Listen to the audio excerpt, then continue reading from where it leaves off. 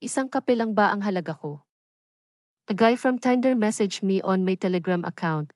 Nasa bio ko kasi yung username ko, para the more, the merrier yung kausap ko. He messaged me asking me out on a coffee date. Mind you, we've never talked before pero for some reason I was feeling spontaneous and I honestly preferred to go on a date rather than talking on the phone. So I agreed kasi coffee lang naman. And this wasn't the first time that I've done this kind of setup. He picked me up sa parking lot sa office ko, and the first thing that I noticed is nakapang-errands na outfit lang siya. Which is fine, kasi sabi niya naman is 1 hour lang daw siya pwede makipag-meet kasi may errands pa siya na gagawin. So we went sa coffee shop na malapit lang sa office ko and nagkwentuhan lang. I realized na super casual niya na parang hindi pa siya naligo at literal na nakapambahay lang siya. Kasi sinabi niya rin, tapos may tinga pa siya na nakaka-distract.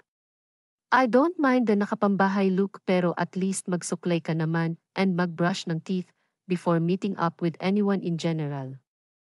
After that realization, inisip ko na lang na mukhang mabait naman yung guy. Let's give him a chance. After an hour, niyaya niya ako na umalis. Ang akala ko ihahatid niya na ako or ikot lang habang kwentuhan.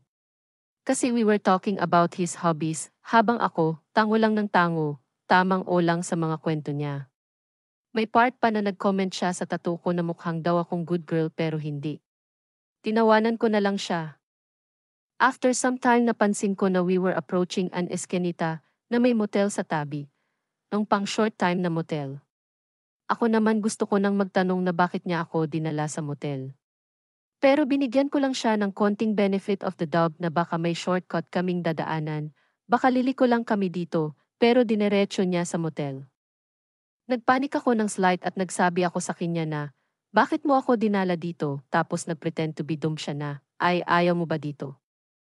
Sinagot ko siya na wala naman sa plano ang and also he didn't even ask me if okay lang sa akin na me. Buti na lang talaga hindi niya ako pinilit at hinatid niya na ako sa apartment ko.